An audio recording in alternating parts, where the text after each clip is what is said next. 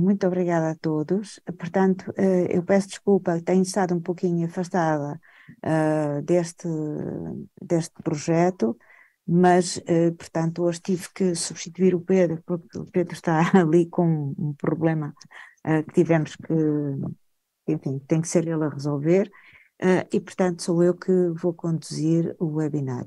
Portanto, eu gostava de, para já, agradecer a todos, portanto, a vossa presença. Um obrigado especial à Jane, porque realmente já são 7 horas da manhã do Brasil, mas pronto, até sabe bem, porque está para fresquinha, porque se fosse mais tarde era muito calor. Sim, Ah, falou. Obrigado, querida professora, por essa oportunidade. Sou muito grata mesmo. Muito obrigada. E, portanto, eu começaria por pedir que cada escola participante ou cada professor que esteja aqui, que faça a apresentação, por favor, muito rápida, da escola, dos alunos. Portanto, Jane, quer ser a primeira, por favor, já que são 7 da manhã? Sim. Então Sim, vá. quero sim. Bom dia, tudo bom? Meu nome é Jeane de Fátima, sou daqui do Rio de Janeiro e, graças a Deus, tive a oportunidade de 4 trabalhos serem aceitos para detetives do clima. Tenho alunos que estão entrando, o Miguel já está aí, e eu só quero agradecer, porque esse projeto faz com que as crianças despertem ao interesse para defender o nosso planeta. E os nossos trabalhos, eles têm como o objetivo utilizar o satélite, e eles já estão craque. A capacitação que a Adelina nos deu, né, professora Adelina, é para a gente utilizar o e-bronzer. Então, aí eu utilizo, vamos voltar ao passado, como que estava esse rio há uns anos atrás, como que ele está agora. Aí a gente percebe a mudança climática, né? Como que estão o assoreamento dos rios, não é? As árvores, não é? E essas crianças estão com o futuro em suas mãos. É eles que vão dividir os seus conhecimentos e vão fazer com que outras pessoas se incentivem a defender o nosso planeta. Muito obrigada aí, tá? Ok. Obrigada. Obrigada, Jane. Ora bem, vamos começar aqui por olha, uma ordem qualquer, é a ordem do meu ecrã. Portanto, eu vou pedir aqui à Aline Guarda que faça o favor de se apresentar.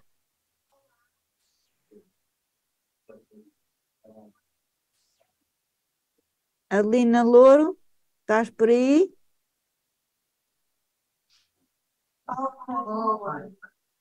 Alô, guarda? Olá, estão a ouvir agora? Sim, sim. O meu nome é Elisa, estou aqui no Centro de Ciências da Guarda. Estes meninos são do 8º ano. É a primeira vez que estamos a participar neste projeto. Estamos a trabalhar com o rio, que é o Rio Noeme. É um rio que nos preocupa, porque está poluído.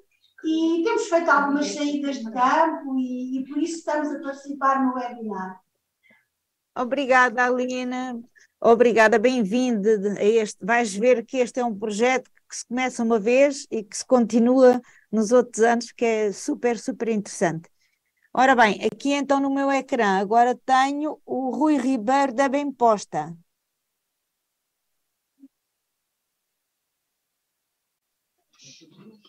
Olá, bom dia a todos. Bom dia, Rui. Olá. Por isso, nós somos aqui alunos do 10º ano, o 10º A da Bemposta e Portimão. Entramos pela primeira vez também neste projeto. Temos 4 grupos a trabalhar no tema da água. Neste caso, um dos grupos sobre a utilização da água no turismo. Temos outros, água na agricultura. E um outro grupo que tem a ver mais com não é proteção, mas o tratamento das águas, e um outro grupo que é das tecnologias de poupança, digamos, dentro da parte da poupança da água, que é um tema que preocupa toda a gente, como sabemos, principalmente aqui na nossa região, no Algarve, em que vivemos uma época de seca. que aliás já tivemos situação de seca extrema e ainda estamos em seca. Pronto, é a primeira vez que estamos, eu e a professora Graça, que neste momento ela não está aqui presente, mas há de vir, e aqui os restantes alunos da minha turma. E é isso. Ora, bem-vindos, Rui. Mais uma vez eu vou dizer, tanto aquilo que disse tanto à Alina, começas a fazer e vais ver que vais continuar fã deste projeto nos outros anos. Ora bem, no meu ecrã que vem a seguir é a Escola Secundária de Ponte de Sor. Bom dia. Bom dia, Olá, Adelina. olá, É professora, Sílvia. tudo bem, Vou Sílvia? substituir a Cristina, que é a professora responsável pelo projeto, mas ela hoje, por motivos pessoais, não pôde estar presente, e então estou aqui a fazer companhia a estes alunos do 12º ano, que é a Ana, a Kailane e o Nuno. E vai ser aqui a Ana a falar um bocadinho então do projeto dela. Ok, Ana. Deles, não é só dela, atenção. Claro. Então, basicamente, no nosso projeto, nós estamos a desenvolver bactérias, lactobacilos, que vão consumir os nitratos e acabar com as macrófitas que se formam à superfície da água e deixam a água ficar sem oxigênio. Muito bem. Basicamente é isso. E estão todos entusiasmados, certo? Sim. O problema é que elas desapareceram do Rio Sor. Meu Deus. Com as chuvas e, entretanto, com as cheias desapareceu, pronto, a amostra, né, para trabalhar, mas acho que é um projeto fantástico que eles estão a desenvolver na Química 12º ano. E eu fico muito contente de ver Ponte de Sor a colaborar com os projetos do ESER, portanto, obrigada à vossa participação. Obrigada a nós também. Agora, Escola Secundária Pedro Nunes, continua aqui na ordem do ecrã, é perfeitamente aleatório. Viva, pessoal, bom dia!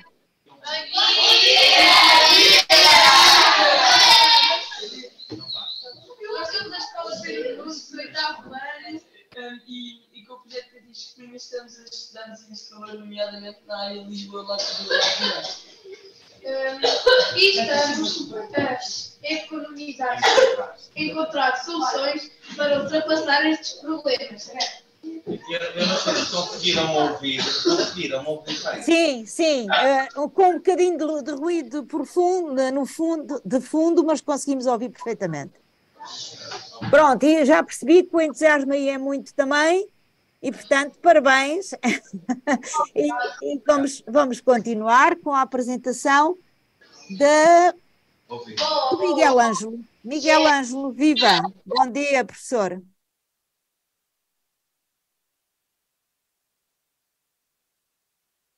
Miguel? Ok. O Miguel não me ouve ou não consegue falar. Vou passar ao Ângelo Neto. Espera. Miguel? Oi, Ti. Miguel Ângelo, já estou a ouvir aí alguma coisa daí. Eu me chamo Miguel, eu sou de Minas Gerais.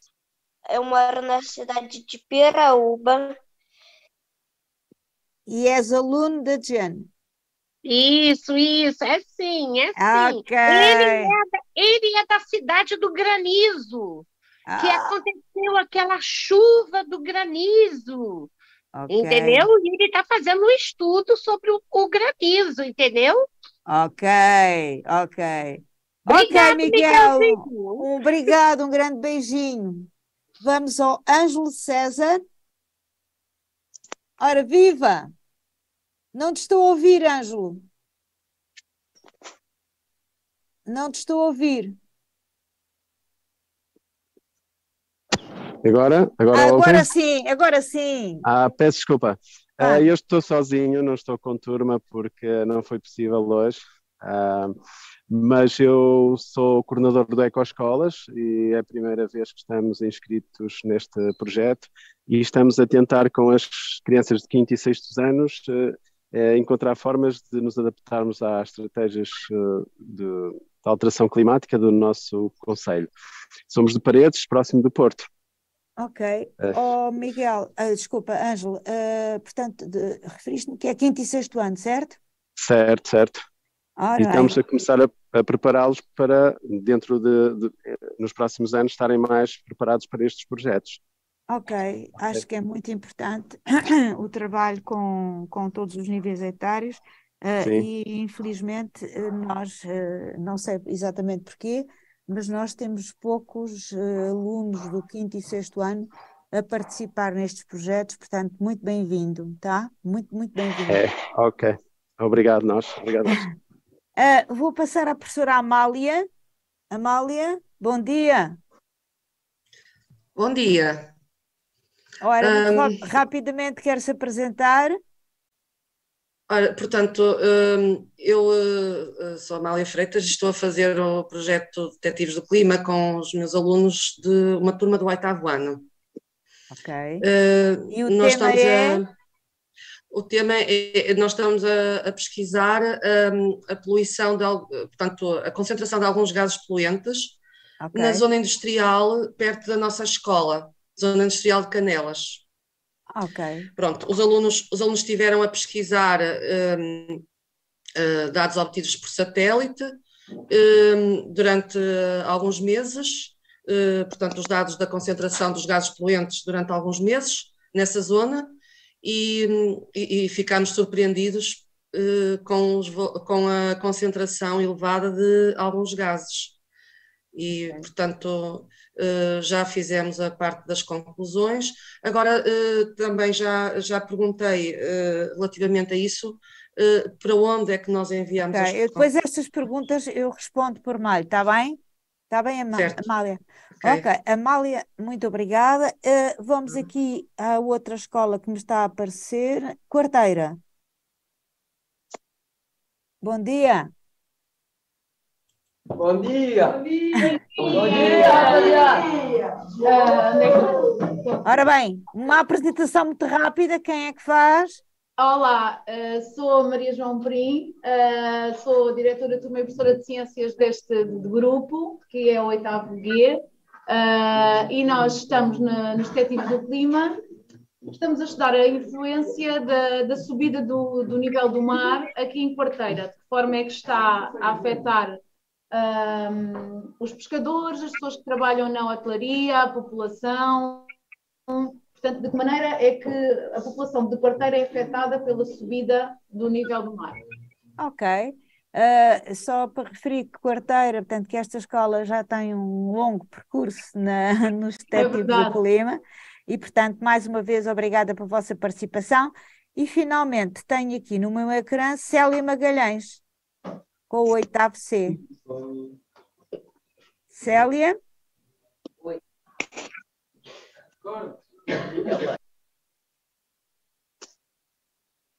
Célia?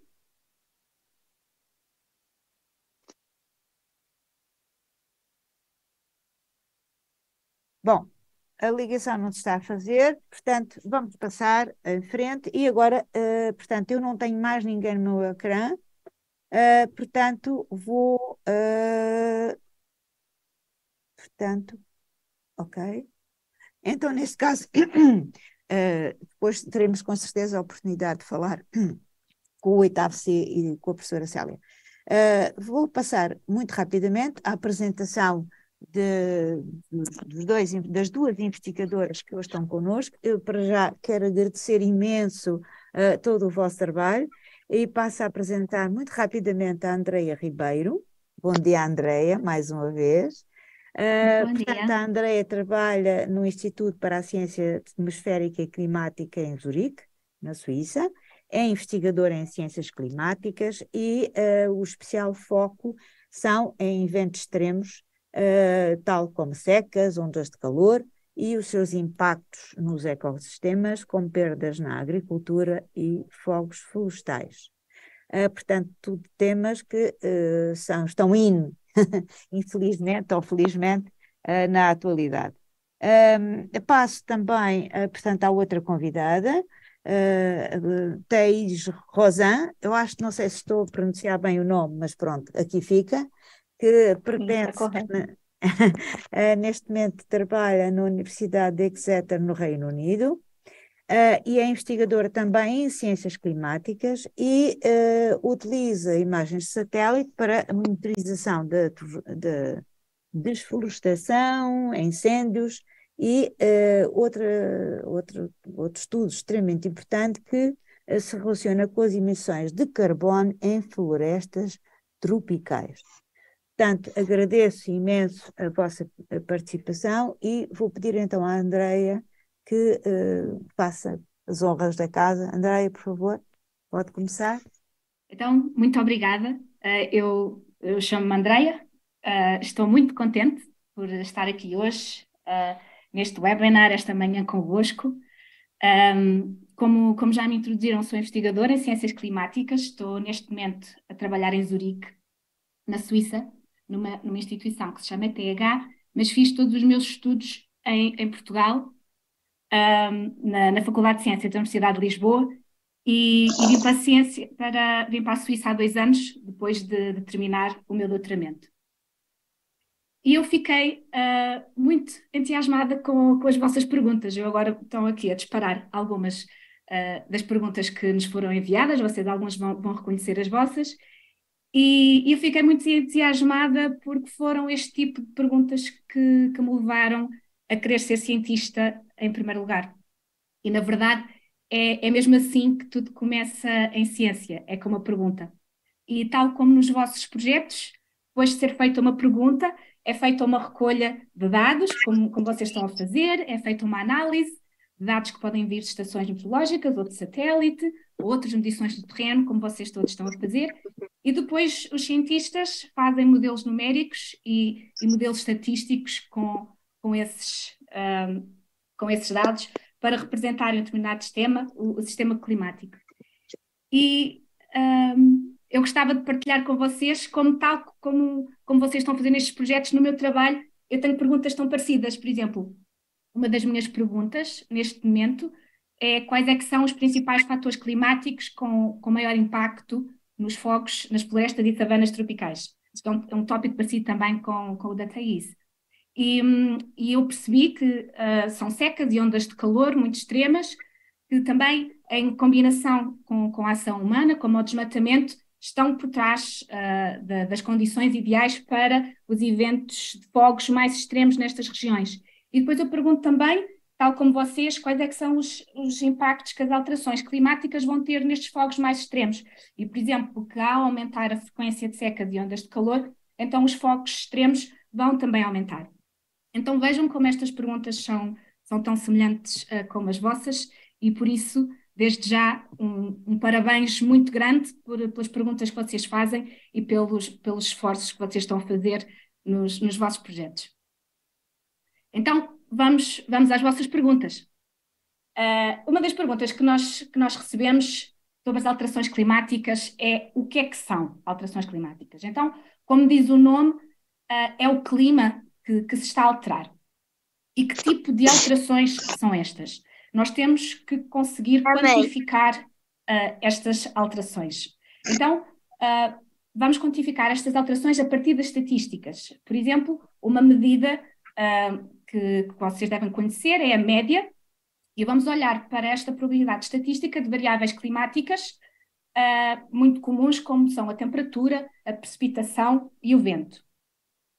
Então, aqui nesta curva, o que nós estamos a ver é a temperatura à superfície terrestre e vemos anomalias de temperatura. Então, neste momento, devem estar uns 20 graus em Portugal, no Rio de Janeiro, um pouco mais, talvez uns 30, mas é manhãzinha, talvez esteja mais fresco. Mas estes valores nesta figura são mais pequenos porque são anomalias. Então, uma anomalia é um desvio do valor em relação à sua média. E aqui, a média, neste gráfico, está representada nesta área branca.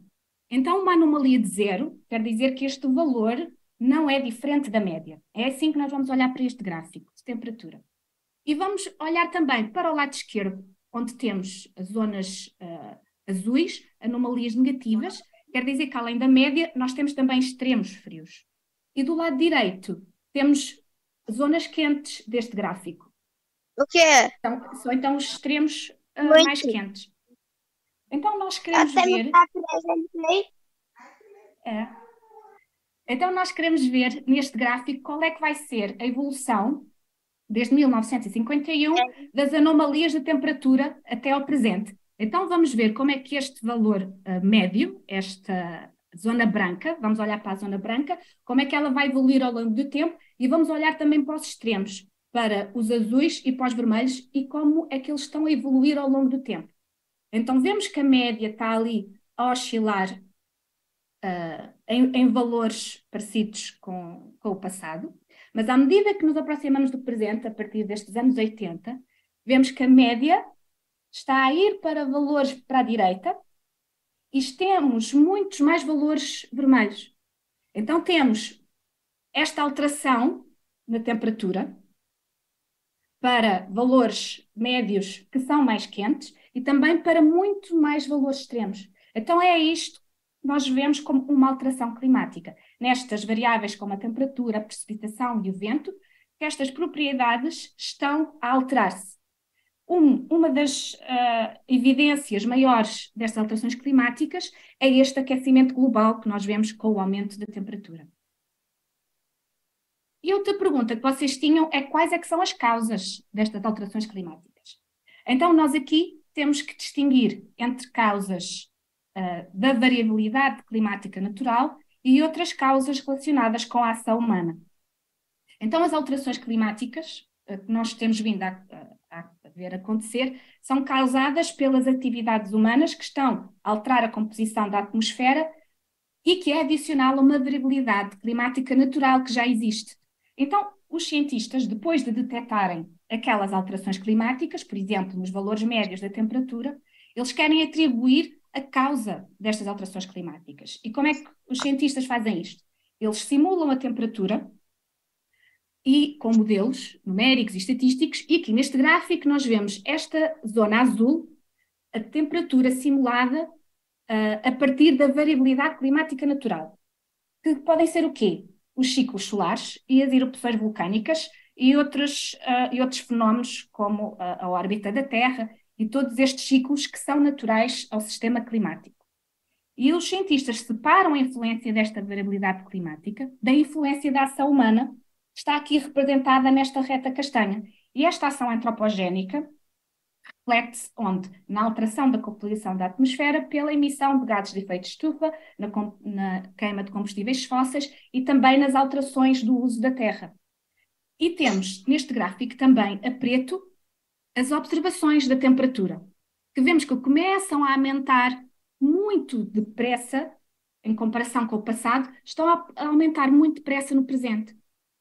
E qual é que é a linha que se assemelha mais com esta preta? É a linha da temperatura que inclui a ação humana. Então, a linha verde, ou azul, aquela que nos diz a evolução da temperatura devido à variabilidade climática natural, não consegue explicar o aumento de temperatura observado.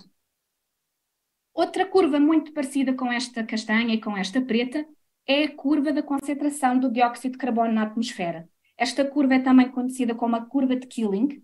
Foi um cientista, um dos primeiros que começou a registar diariamente a concentração de carbono na atmosfera. E nós vemos que existe desde a década de 60 um aumento muito grande do dióxido de carbono na atmosfera, que é muito semelhante ao aumento também da temperatura. Então isto só pode significar uma coisa, é que a ação humana está a aquecer o planeta a uma taxa que é sem precedentes na história da Terra. Haviam também outras perguntas muito giras que vocês tinham, além de quais é que são outros fatores, além dos fatores naturais e dos fatores humanos para as alterações climáticas, como se também existem alterações climáticas no espaço. No espaço, por exemplo, Miguel. Olha, eu agradecia. Miguel, podes desligar o som, por favor? Obrigada. Obrigada. Se no espaço existem alterações climáticas, então no espaço existem outros planetas que estão também expostos a esta variabilidade natural, de acordo com a composição destes planetas. Há planetas com vulcões, há planetas sem vulcões, e todos eles têm uma diferente distância do Sol, mas a vida como nós conhecemos só existe na Terra. A Terra tem as condições ideais para a vida, então a ação humana nas alterações climáticas só existe na Terra. Nos outros planetas é a variabilidade climática natural dos outros planetas. Então nós já sabemos como que detectar as alterações climáticas, atribuir a causa humana às alterações climáticas. Uma das grandes evidências é o aquecimento global e questões excelentes que as turmas tinham eram, por exemplo, em que zonas do planeta o aumento da temperatura é mais acentuado e também se a temperatura no oceano, se este aumento se é igual em todo o planeta. Então, ao passo que nas curvas anteriores nós víamos a média global da temperatura, nós agora podemos, com mapas, e que são vistos também a partir de satélite, nós conseguimos ver a temperatura em diferentes sítios. Então vamos ver agora, de maneira semelhante, estas anomalias da temperatura em todo o planeta. A evolução do tempo, desde 1900 até a atualidade. E nós vemos que a partir de anos mais recentes existe um aquecimento muito maior do que nas outras regiões na zona do Ártico. Então, é esta região que está a ter aquecimentos muito mais fortes do que noutras. E há estudos que indicam que o Ártico está a aumentar 4 vezes mais ainda do que a média global. E parte desta explicação são as camadas de gelo que existem no Ártico, porque o oceano está cheio de gelo, e este gelo, que é todo branco, atua como um cobertor branco que reflete a radiação solar. Mas a partir do momento em que o gelo começa a derreter, começa a ter menos capacidade de refletir, então aquela zona está a absorver mais calor. E aqui começa a acontecer uma coisa que os cientistas chamam de feedback positivo. Então, o aumento da temperatura, que está a gerar um derretimento do gelo, está a causar ainda um maior aumento de temperatura, que vai causar ainda mais derretimento do gelo. E este ciclo está a aumentar, esta velocidade está a aumentar ainda mais no Ártico. Existem outras zonas, onde é que isto está a refletir? No aumento do nível do mar, há grupos a fazer este estudo, então zonas costeiras são por isso muito vulneráveis às alterações climáticas, e também outras zonas como as tropicais e subtropicais estão a experienciar condições climáticas extremas, como secas prolongadas e ondas de calor, e também furacões e ciclones estão a ser mais frequentes e intensos. Portanto, estas variações variam muito de local para local. E outro ponto importante neste aspecto é a resiliência de certas regiões também é diferente. Então, a capacidade de reagir ao impacto das alterações climáticas também varia de região para região, porque algumas regiões são mais vulneráveis do que outras. Então, havia muitas perguntas sobre os impactos, tanto ao nível da vida humana como ao nível da vida marinha, e são todas muito importantes porque estes impactos são transversais em todos os ecossistemas. Por exemplo, em termos da atmosfera, vemos um aumento da concentração de dióxido de carbono que polui o ar e tem impactos muito graves na nossa saúde. A concentração de dióxido de carbono está também por trás do aumento da temperatura e existem também muitos impactos na saúde associados a isso, vamos ver um pouco mais à frente. O recuo dos glaciares também é uma consequência do aumento da temperatura. Por exemplo, aqui na Suíça, os Alpes nunca tiveram tão pouco gelo como tiveram neste inverno. E isto vai ter consequências muito grandes para os recursos hídricos, porque o gelo alimenta, o gelo quando derrete, alimenta os rios e todos estes recursos vão estar envolvidos. E tem havido um aquecimento que vai amplificar secas e ondas de calor. Tem havido um aumento do nível do mar, que coloca em risco as zonas costeiras, a cobertura do gelo do Ártico, que leva a este feedback positivo de aquecimento, que já vimos. E outro ponto muito importante é que o oceano tem um papel muito importante, que tem uma capacidade de absorver este calor e também capacidade de absorver o carbono que está na atmosfera. Então o oceano, além de aquecer, o oceano está também a acidificar devido a este carbono. E esta acidificação dos oceanos está a comprometer, por exemplo, as conchas de alguns mariscos e, por exemplo, ostras que têm conchas, está a corroer e mesmo alguns podem estar comprometidos.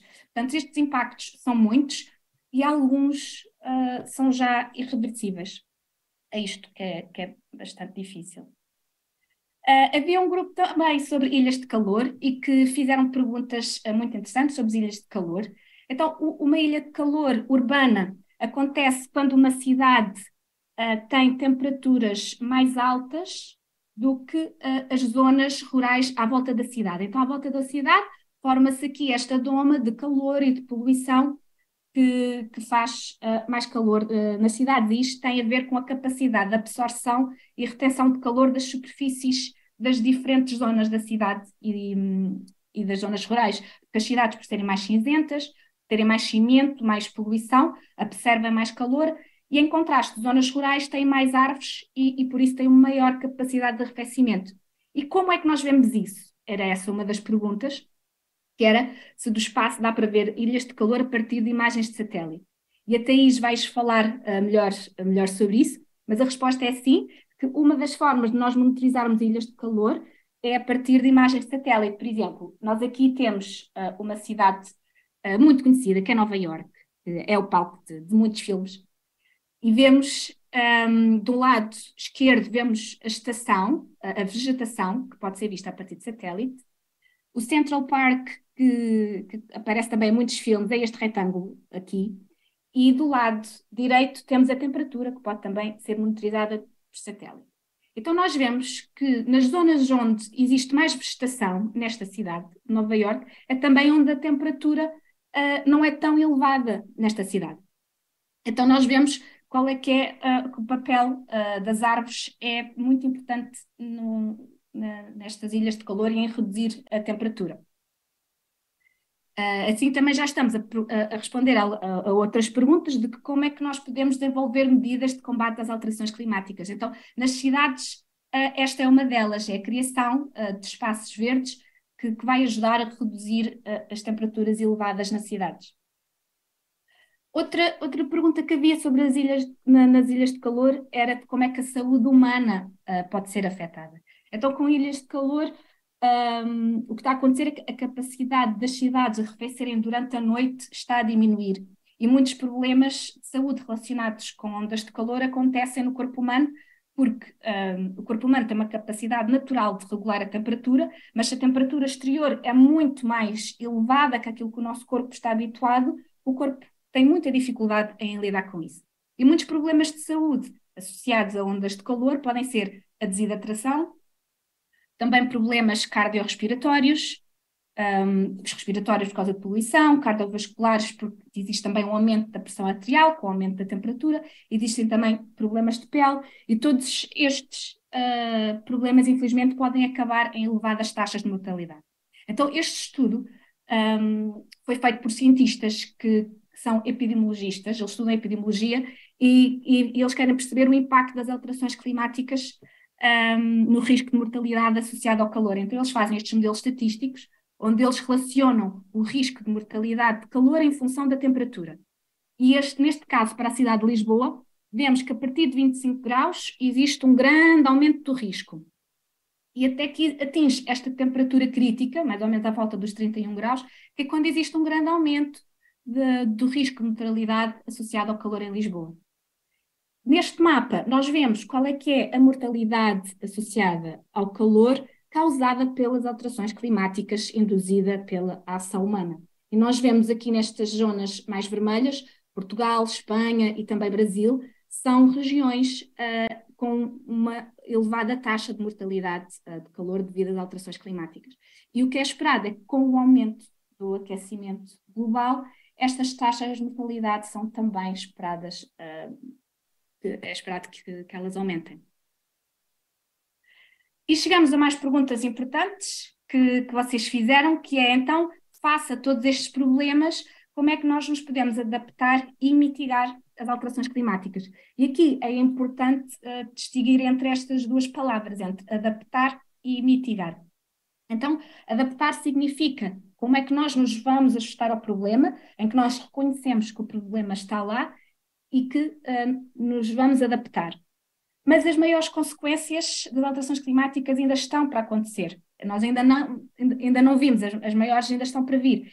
Então, muito mais importante, ou tão mais importante do que adaptar, é também mitigar, que significa reduzir as emissões de gases de efeito de estufa para reduzir a probabilidade de eventos extremos relacionados com as alterações climáticas. Então, a primeira coisa a ter em mente, a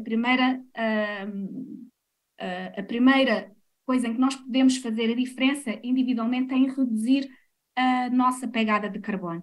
E a pegada de carbono é um conceito que foi criado para quantificar, por exemplo, a uma chávena de café, qual é que é a pegada de carbono dessa chávena de café, desde a produção do café até ao transporte do café, até à máquina que faz o café e até à pessoa que bebe o café.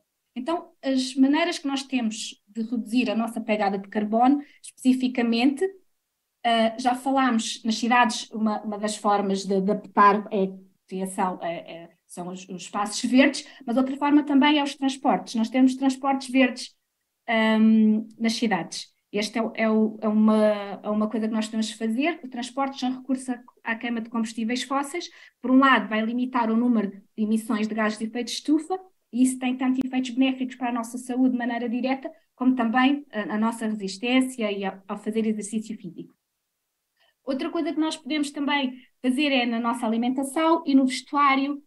Na alimentação, escolher alimentos sazonais, alimentos locais, para reduzir esta pegada de carbono dos alimentos, para os alimentos não terem que viajar continentes para eles serem consumidos. E também no vestuário, também é isto que acontece, e também no consumo. A melhor roupa é aquela que nós já temos. Portanto, cuidar bem das roupas que nós já temos. E também na energia, nos resíduos, muitos combustíveis fósseis são queimados para a geração de energia, então poupar no consumo de energia, também no tempo que demoramos a tomar duche, porque os recursos hídricos estão sob pressão, reciclagem, redução dos resíduos, como reutilizar, ser tão importante como reciclar. E eu também não queria deixar esta nota sobre o papel importante das florestas e de como é importante também nós protegermos as florestas. O seu papel na regulação da temperatura e na captura do carbono é muito importante, e gestos simples como imprimir uma folha frente e verso e reciclagem do papel são todas muito importantes. Estou já a chegar ao fim, porque a melhor notícia de todas é que vocês são parte desta solução, e por isso é que vocês perguntaram também quais são possíveis carreiras relacionadas com alterações climáticas, porque vocês estão a fazer estes estudos e nós queremos ser parte desta solução. Pronto, claro, uma é ser cientista, e eu nem consegui dizer aqui todas as áreas do saber, porque todas elas são importantes, desde o clima, a meteorologia e a atenção remota e a oceanografia, que são aquelas que vão ser mais faladas aqui, mas também a glaciologia, a geologia, a geofísica, também o engenheiro ambiental, o engenheiro florestal, o engenheiro aeroespacial, o biólogo, o químico, são todas as áreas do saber, são muito importantes, porque os sistemas estão todos interligados e cada vez mais todos os estudos, todas as abordagens são interdisciplinares.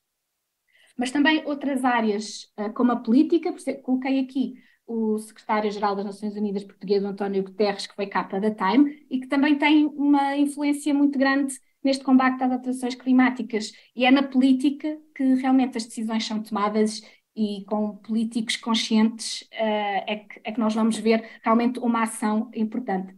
Mas também arquitetos, os arquitetos que fazem o design das áreas verdes, os que fazem o design dos edifícios de eficiência energética, até ao agricultor que faz a agricultura sustentável.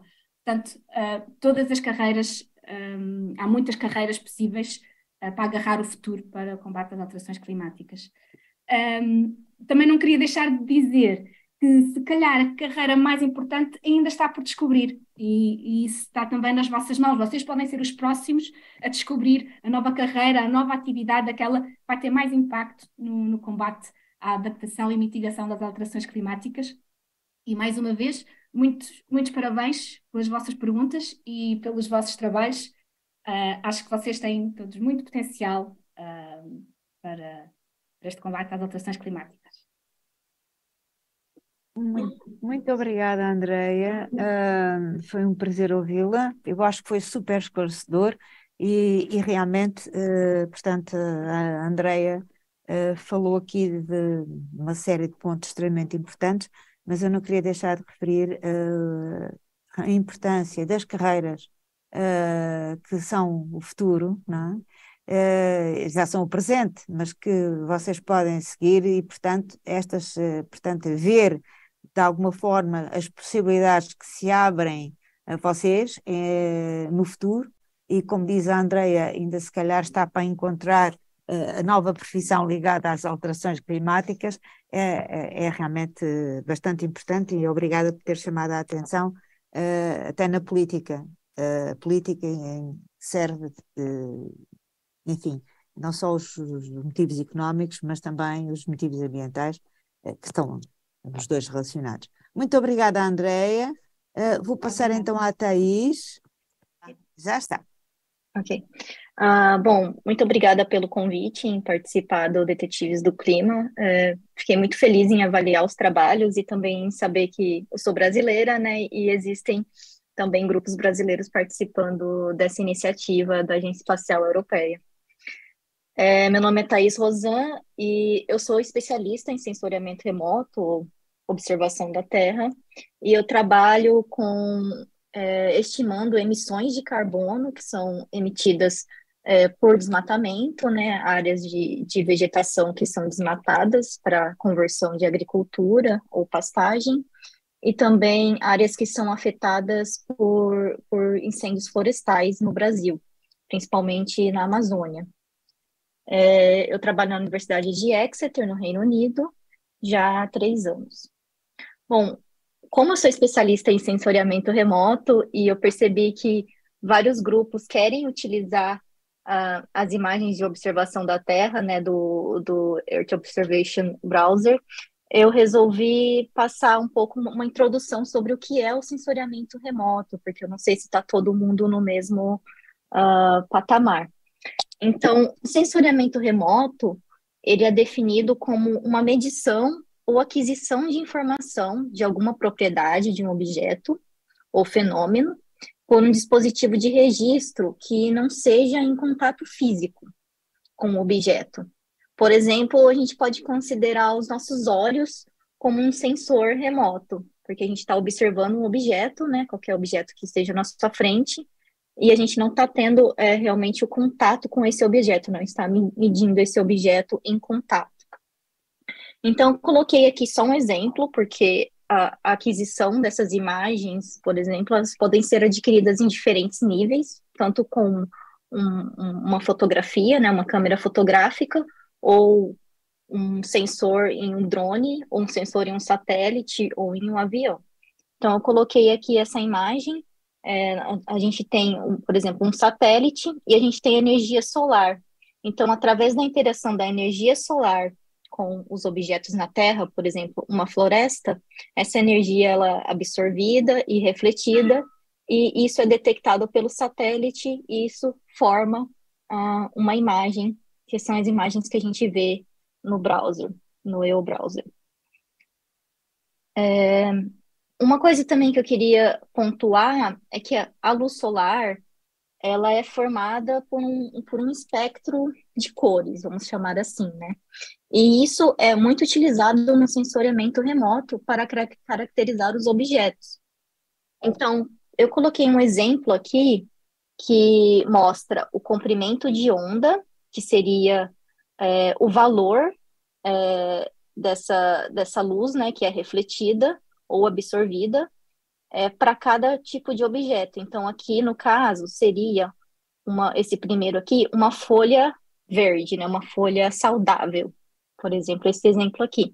Então, o que a gente pode observar? Por que a gente enxerga uma folha verde? Porque essa folha, ela reflete muito mais no espectro verde, né, na cor verde, quando chega a luz solar, e a gente enxerga ela assim, nos nossos olhos. E o satélite, ele também vai ver isso, ele tem como se fosse camadas específicas de cada cor, e essa camada vai nos dar esses valores, e a gente consegue formar uma imagem colorida, por exemplo, e também através desses espectros de cores, a gente consegue gerar alguns índices que podem ser utilizados para monitoramento da vegetação, ou monitoramento da água, por exemplo. Então, uma coisa também que acho que em vários grupos teve essa dúvida, assim, nos trabalhos, foi sobre a resolução espacial das imagens e o que a gente pode realmente observar nessas imagens de satélites disponíveis gratuitamente na internet. Então, eu coloquei um exemplo aqui sobre diferentes resoluções espaciais de uma mesma área. Então, aqui essa primeira imagem aqui, a gente tem uma imagem de 0,5 a 0,5 metros. Então, cada pixel dessa imagem, pensa numa fotografia, né? A gente tem lá o pixel. Cada pixel dessa imagem, ele cobre uma área que é desse tamanho, de 0,5 a 0,5 metros, meio metro. E aí a gente vai diminuindo, né, aumentando essa escala, até chegar, por exemplo, aqui a última é 80 por 80. A gente quase não consegue enxergar esse objeto. Então, por exemplo, nessa primeira imagem A aqui, nós conseguimos observar algumas árvores individuais, alguns barcos aqui, os barcos, né, que estão parados. E isso vai diminuindo, né, essa capacidade de observação, conforme a gente vai aumentando ou diminuindo essa resolução espacial, uma resolução mais grosseira. Então, a maioria das imagens que são disponibilizadas gratuitamente, né, porque geralmente essas imagens de alta resolução que a gente chama aqui, elas são imagens mais utilizadas por motivos, assim, militares, que não são gratuitamente acessíveis na internet. Então, a maioria das imagens que a gente tem acesso, geralmente tem essa resolução aqui, 10 por 10, no caso do Sentinel, que a gente tem agora, 20 por 20, ou 30 por 30, no caso do Landsat, que é uma série temporal de vários anos. E alguns sensores que trabalham monitorando, por exemplo, composição atmosférica, eles têm uma resolução muito grande, né? Por exemplo, o Sentinel 5P, que está no EO Browser, a resolução dele é de 7 km por 3,5 km, então o pixel é muito grande. Então, a gente não vai conseguir enxergar áreas ou detectar variações em áreas muito pequenas, por exemplo, em nível dentro de um município, né? Já com o Sentinel, a gente ainda consegue distinguir alguns componentes, algumas manchas, por exemplo, de vegetação, aqui a gente consegue observar, mas não consegue observar uma árvore individual ou um carro, alguma coisa assim. Então, é importante, quando a gente está escrevendo, né, um projeto ou pensando numa questão científica, pensar em qual é a escala geográfica de estudo que a gente vai fazer e o que é possível observar com as imagens de satélite que a gente tem disponíveis. Também é legal notar que no EO Browser, né, existem já índices espectrais que são obtidos por essas imagens de satélite disponíveis, e esses índices, eles facilitam a criação, eles facilitam a análise e o monitoramento, né? Então, por exemplo, eu coloquei aqui alguns índices, esses índices são como se fossem equações que eles fazem com as imagens. Então, temos, por exemplo, o NDVI, que é um índice de vegetação por diferença normalizada, que é muito utilizado para mostrar a saúde da vegetação, digamos assim. O EVI também. E temos outros índices que podem ser utilizados para observar a umidade da água, por exemplo, que é esse índice aqui, nessa imagem. Então, temos uma imagem aqui da região da Califórnia, que tem uma área que é um pouco seca, né? E tem uma área de vegetação aqui nas montanhas. Então, a gente pode observar essa variação, né? Onde tem a vegetação aqui, a gente tem mais umidade, e onde não tem, né? Onde essas áreas aqui em rosa, na imagem de satélite, que são áreas de solo exposto, por exemplo, a umidade é bem baixa. Tem também esse índice de água por diferença normalizada. Essa lista de índice, ela é gigantesca, mas esses que eu coloquei aqui geralmente estão disponibilizados no EO Browser.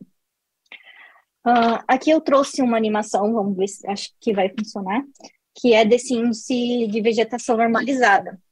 Então, é bem legal essa animação, porque a gente consegue ver muito bem, né, a delimitação de áreas tropicais. Por exemplo, aqui a Amazônia, a gente sempre vê bem verde, né, em todo o período. Aqui a variação mensal, né, desse índice.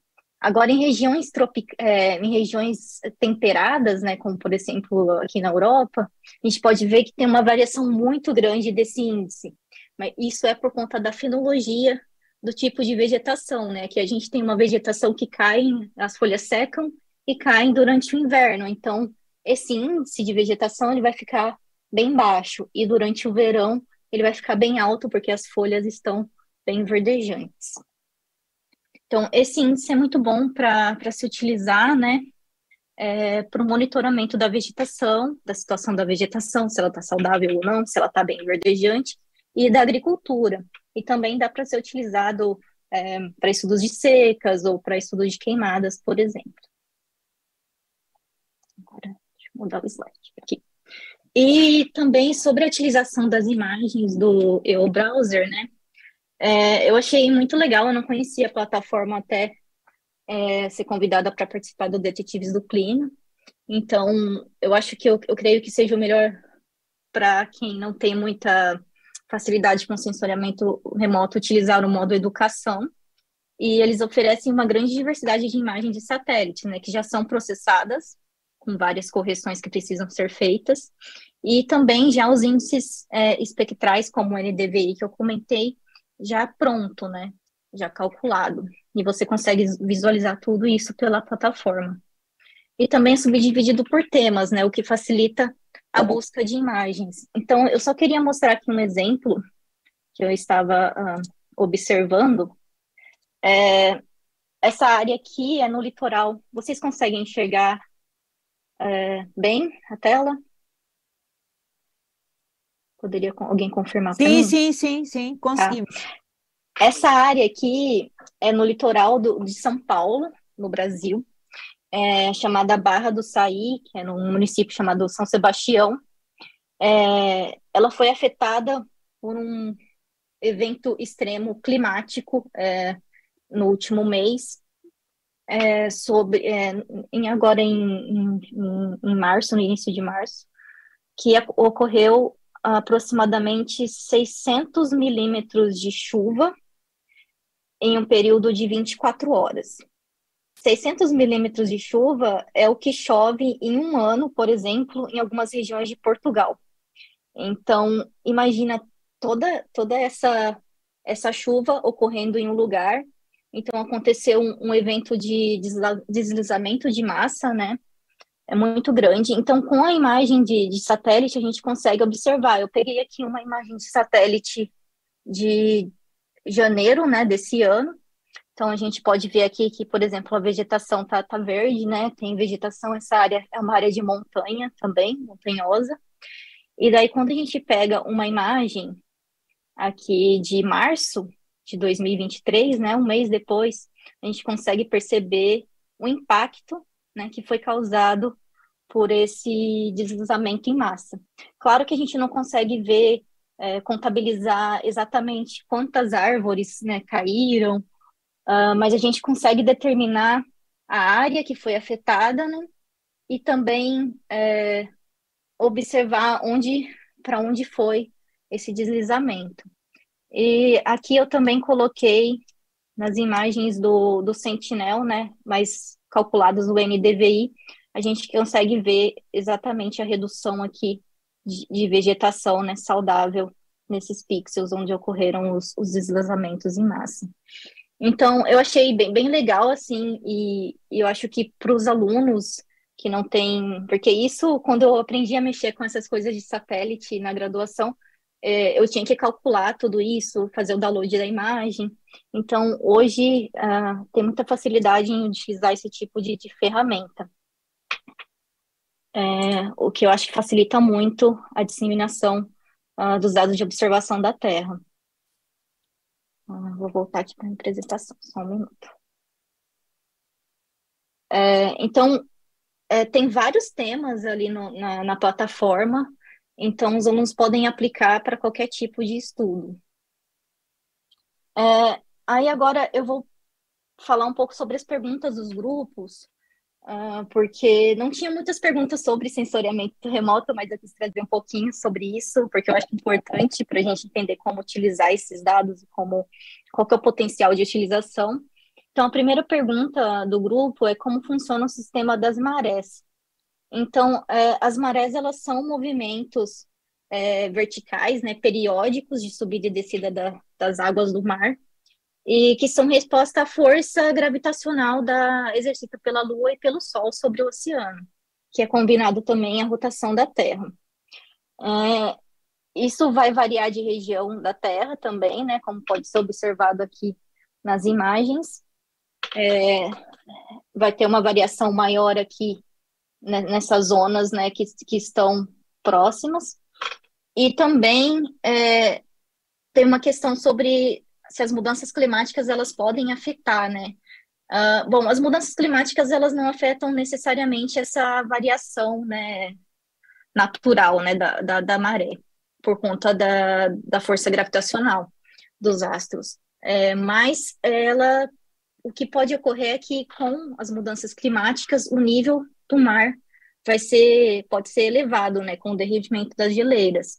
Então, pode afetar muito as áreas costeiras. Uma outra pergunta é qual o método para prever onde e como o tornado começa a se formar. Bom, eu não sou especialista em meteorologia, então eu tive que fazer uma busca sobre isso. Então, um método para prever, né, geralmente eles são monitorados por radar Doppler, que é esse radarzinho aqui na foto. Esse daqui é da NOAA, nos Estados Unidos. E esse radar é utilizado para detectar a velocidade do vento, direção e rotação. Então, com essas informações, eles conseguem prever, né, onde vai se formar esse tornado. Eu acho que o difícil é você conseguir rastrear, né, para onde ele vai ocorrer. Eu acho que isso ainda é muito incerto, onde ele vai passar, tanto é que é bem difícil prever, por exemplo, lá nos Estados Unidos você consegue prever uma área grande, mas não especificamente o lugar que ele vai passar, né? E quando esses tornados eles são detectados, essa formação dessa tempestade por radares, eles também utilizam dados de satélite para tentar rastrear a área que vai ser afetada por esse evento extremo. Uma outra pergunta também, que eu também tive que pesquisar, é qual o tipo de avião de incêndio e qual a capacidade de água. Então, varia muito, existem diversos modelos alguns modelos de avião para apagar incêndio, né? E a capacidade de água dele varia entre 1.000 a 75 mil litros de água. Eu também achei, fazendo essa pesquisa, que existem alguns helicópteros capazes de fazer isso, né? Também são utilizados para apagar incêndio. E geralmente esses helicópteros, eu acho que esse avião, ou esse aqui, se eu não me engano, eles são capazes de sobrevoar um lago, por exemplo, e captar água para jogar numa área que está ocorrendo incêndio florestal. Outra pergunta que também apareceu nos grupos é como é formado o granizo e qual a sua temperatura. O granizo é uma formação, né, que a água ela se torna de estado líquido para estado sólido e que ocorre em nuvens com condições específicas, geralmente nuvens cumulonimbus, que são essas nuvens bem altas, que a gente pode ver uma foto aqui. Geralmente ocorre em temperaturas abaixo de menos 80 graus. Uma outra pergunta foi se em Portugal acontecem tempestades fortes, semelhantes às que acontecem no Brasil. Acho que em termos de quantidade de chuva, né, de precipitação, não são iguais, né, porque no Brasil ocorrem as tempestades tropicais e Portugal está numa zona temperada, então o volume de chuva é bem menor, o volume total, né, no ano. Mas sim ocorrem eventos extremos e ocorrem, por exemplo, alagamentos e deslizamentos, como ocorre no Brasil. E geralmente essas áreas são afetadas também por esse tipo de fenômenos.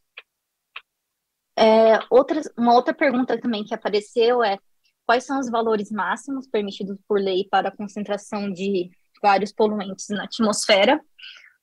Eu procurei sobre isso e não há uma lei com os valores máximos, mas há padrões de qualidade do ar que são estabelecidos por instituições, geralmente de países ou de unidades da federação, né, estados.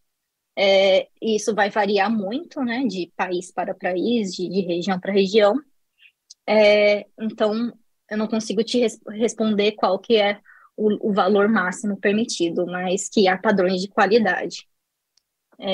E quando esses padrões de qualidade são atingidos, eles podem emitir alertas, por exemplo. E como consequência para a saúde humana, bom, a gente pode citar agravamento de doenças respiratórias, né? Como, por exemplo, asma e bronquite, entre outras. Bom, é isso. Eu acho que tem uma outra questão que eu tenho aqui no Word, que eu não coloquei, que é sobre se alguém já fez uma correlação entre os dados recolhidos numa determinada região, né? Por exemplo, a área metropolitana do Porto, sobre eventos extremos e questões problemáticas sociais, como questões de gênero, inclusão social. Bom, como eu estava viajando nesses últimos dias, eu não tive tempo para procurar, né, os artigos sobre isso, mas com certeza deve ter pesquisas sobre as questões de gênero e eventos extremos. Eu não conheço Porto, a região metropolitana de Porto, mas pelo que eu conheço do Brasil, né, regiões metropolitanas como São Paulo, existem várias populações em zonas de risco, e geralmente essa população em zona de risco, né, que são socialmente mais vulneráveis, também são climaticamente mais vulneráveis, porque moram em regiões, por exemplo, próximos de rios ou próximo de áreas montanhosas, que vão ser afetadas, né, por eventos extremos e podem causar aí deslizamentos ou alagamentos. E então essas pessoas que são mais pobres são as mais afetadas por esses eventos aí extremos. Bom, é isso. Eu queria agradecer pela oportunidade novamente. E se tiver alguma dúvida, alguma questão, ou se vocês também quiserem fazer alguma pergunta sobre sensoriamento remoto, ou alguma ajuda sobre sensoriamento remoto, vocês podem me mandar e-mail ou perguntar. Tá bom? Obrigada.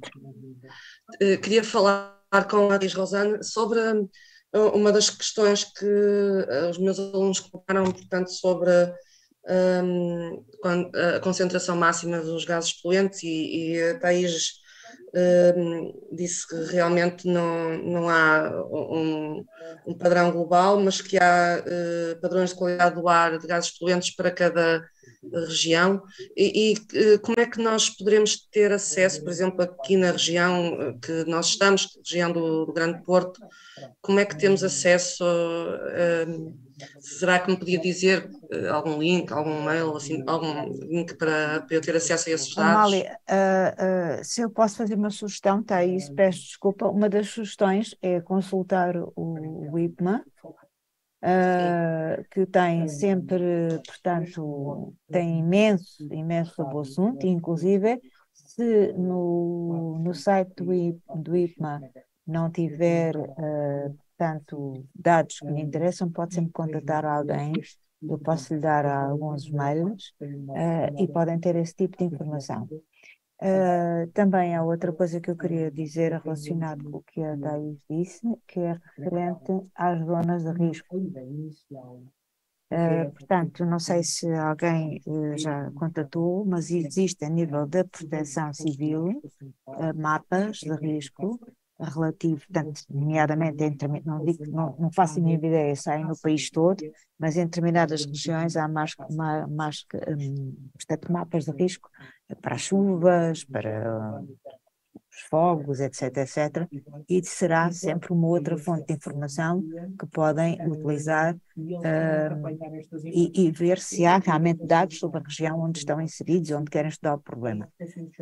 Outra coisa que eu também queria falar em relação à apresentação da Thaís é que nós aqui no ESE Portugal utilizamos muito em formação de professores portanto, o e-browser, e temos uma novidade, nós estamos a traduzir o e-browser português, está praticamente no finalinho, e portanto eu penso que no próximo início do ano letivo, em setembro, possivelmente antes, mas isso é garantido, terão acesso à ferramenta em português, e talvez seja mais fácil de consultar pelos alunos que possam ter alguma dificuldade em interpretar o inglês. Eu não digo de uma forma geral, mas depois, quando se vai portanto, do lado esquerdo, saber mais informações sobre a forma como as imagens foram obtidas, muitas vezes o inglês é um bocadinho denso, o assunto é denso e os miúdos têm alguma dificuldade. Portanto, vai ser em português e continuamos a fazer, sempre que os professores nos pedirem, formações nesta ferramenta, dando exemplos de como utilizar, portanto, não só explorando a ferramenta em si, mas dando exemplos como explorar esta ferramenta, juntamente com o Google Maps e mais uma série de outras, são aquelas que os alunos e as escolas normalmente usam, e isto vem completar de alguma forma, de uma forma muito mais científica, portanto, a zona em que estão a descobrir o problema ou tentar perceber o problema. Muito obrigada, Thaís. Outra pergunta, outra consideração que eu queria fazer é em relação a uma resposta a uma pergunta que foi feita sobre o amianto. Portanto, essa pergunta não tem a ver com as alterações climáticas diretamente.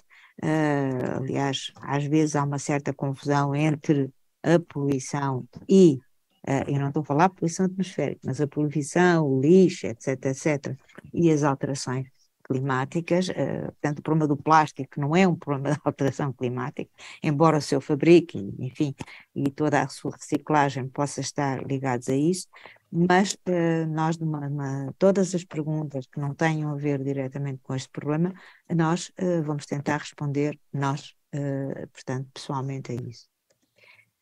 Queria perguntar se há realmente mais alguma questão aqui da parte das escolas, se há alguma intervenção que queiram fazer, por favor. Portanto, nós já vamos para além do tempo que estava terminado, mas há sempre 5 minutos para se fazer mais uma questão, para se fazer mais uma pergunta, se a Thaís e a Andréa concordarem. Alguém quer fazer uma questão? Se me permite, eu gostava de perguntar mais uma coisinha só. Era só relativamente ao satélite Sentinel-5P que nós estamos a utilizar para os nossos dados. A Thaís disse que realmente não permite ter uma resolução muito, muito boa, não é? E portanto não dá para ver com muito pormenor a concentração do gás, por exemplo, numa determinada zona mais específica, nem sequer num município, não é? E nós estamos a analisar numa zona mais específica, portanto os dados quer dizer que podem estar a ser influenciados por outras poluições das vizinhanças, não é? Portanto, nós não podemos nos restringir só à poluição daquela zona. Era isso que eu queria confirmar. Sim, exatamente. Os dados do Sentinel-5P seria mais para analisar numa escala mais regional ou em nível de país, né? Você pode pegar, por exemplo, a área de Portugal e analisar e talvez adicionar alguma discussão sobre isso, né? Como regiões próximas podem influenciar, mas em nível muito detalhado de município fica complicado utilizar esse tipo de dado por conta da escala. Pois, portanto, neste caso só... Amália, eu penso que a nível do Sentinel-5 é mais um estudo qualitativo do que propriamente quantitativo, da poluição. No entanto, eu chamo a atenção que eu própria fiz algumas investigações, pronto, brinquei um bocadinho com isso, e consegui ver, por exemplo, na região de Lisboa, eu estou a falar apenas na região de Lisboa, que é onde eu estou inserida, antes e durante o Covid, e via-se perfeitamente a diferença da poluição a nível desta região, e depois tentei, entre a altura do Natal, pensei, toda a gente vai às compras, pronto, entre a altura do Natal e agosto, e realmente até se consegue ver uma diferença, mas como eu lhe estava a dizer, são diferenças qualitativas, portanto, em termos de quantidades, não é por aí que vai conseguir fazer. Pois. É bom para chamar a atenção e para motivar, e para ver que é possível, mas ir um bocadinho mais ao fundo, pelo menos no meu entender, enquanto professora, eu acho que temos que arranjar outros fontes como sensores, não é? consensuais, exatamente. Exato. Pois, é Há isso aqui mesmo. uma pergunta em chat, ou havia uma pergunta em chat que eu me perdi. Era sobre a água. Quais são as soluções para reduzir o gasto de água nos campos de golfe? Bom, Andreia, quer responder? Eu acho que posso tentar ajudar, sim, que eu Ok. falei um bocadinho dos recursos hídricos. Bem, eu diria que a solução, uma das soluções é mesmo o gasto consciente da água, não é? Utilizar a água de forma consciente e não sem desperdício. Uma forma de o fazer, eu diria que é a hora em que se faz a rega. Por exemplo, não faz muito sentido fazer a rega durante a hora de maior calor. Por exemplo, eu acho que escolher uma hora em que há de haver maior reciclagem da água, por exemplo, durante a noite, pode ser uma das soluções. Obrigada. Mais alguma questão assim que queiram colocar?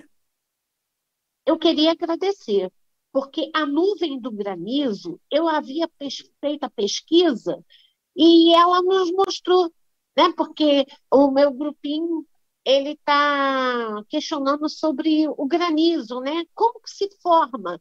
E eu quero agradecer a explicação, ficou excelente. Agora, uma pergunta: esse tipo de nuvem, há a possibilidade de ser identificada previamente com o e-browser ou não? Para depois, então, eles poderem motivar os alunos e, se calhar, Bom, essa questão eu não sei responder especificamente porque eu não trabalho com dados de nuvens, né? Eu trabalho com dados,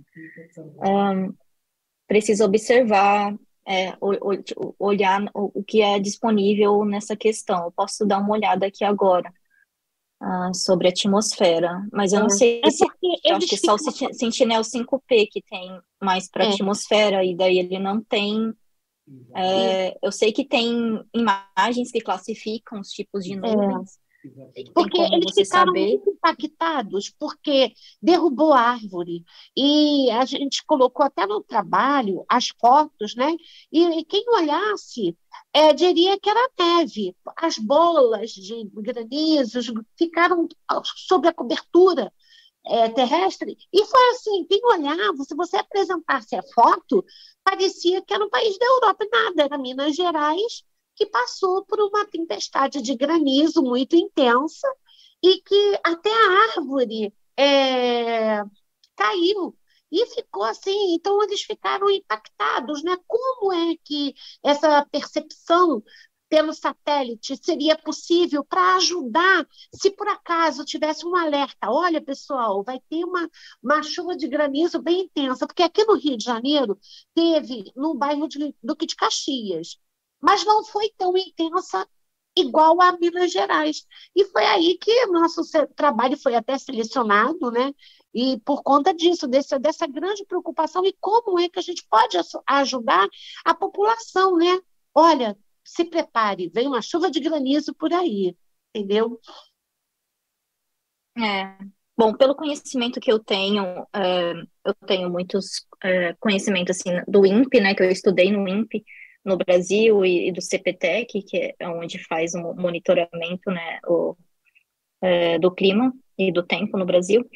É muito difícil você já prever onde vai acontecer um evento extremo. Hoje em dia, ainda os modelos numéricos, eles ainda, né, a gente está desenvolvendo e melhorando isso. E eu imagino que para granizo, especificamente, seja bem difícil mesmo a gente ter essa previsão. Não sei se talvez a Andrea trabalhe um pouco mais com a parte climática de previsão, se ela tem alguma coisa para adicionar sobre isso, mas creio que hoje ainda não tem um sistema assim que pode prever onde vai ocorrer esse fenômeno.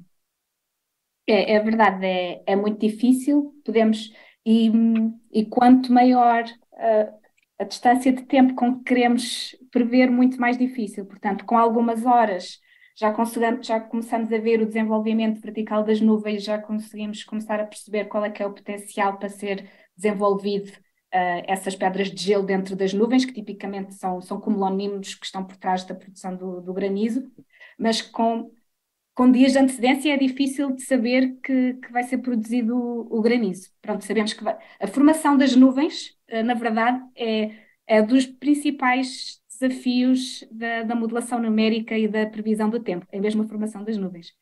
E sobre a detecção das nuvens por satélite, pronto, acho que mesmo depende de qual é que é a zona espectral em que se está a ver o satélite, não é? Há de haver janelas em que se está a ver o topo da nuvem, outras janelas, acho que seriam as micro-ondas, em que já se consegue ver a base da nuvem, então consegue-se ter uma estimativa de qual é que é a altura da nuvem e assim tentar perceber qual é que é a água que pode precipitar ou o granizo que se pode formar, mas é como a Thaís dizia, é tudo muito difícil. Então, o que se podem fazer são estimativas e várias, de dizer vários cenários que podem acontecer, ou seja, dar sempre uma margem de erro de eventos que podem acontecer. E mais vale pensar sempre na imagem mais grave, porque mais vale estar prevenido. Ok. Obrigada. Obrigada pelas perguntas. Meio-dia e 20. Vamos terminar por hoje. Várias perguntas que queiram colocar ainda, e já estou a ver que há aqui algumas que estão no chat. Depois teremos a oportunidade de responder. Eu quero agradecer a presença de todos. Já pedi desculpa pelo atraso da sessão, portanto 20 minutos a mais. Eu sei que o tempo é precioso para todos e que algumas turmas já tiveram que sair porque estão com aulas. Andrea, Thaís, muito, muito, muito obrigada. Gostei imenso, aprendi imenso e espero que este webinar tenha sido muito útil para os grupos que estão a desenvolver o trabalho, mas desde já os parabéns a todos, pareceu-me que tinham feito perguntas, eu que só tive a oportunidade de ver há um pouquinho, perguntas muito, muito interessantes e pronto, e cá estamos para mais questões que queiram fazer. Muito obrigada a todos, vou dar por encerrada a questão, não sei se a Andreia e a Thaís querem dizer mais alguma coisa para finalizar. Dizer mesmo que foram excelentes as perguntas e agradecer. Sim, obrigada. Tá. Então, adeus a todos. Professores, não se esqueçam de dizer depois qual é o número de alunos que estiveram presentes, está bem? Muito, muito obrigada. Até à próxima.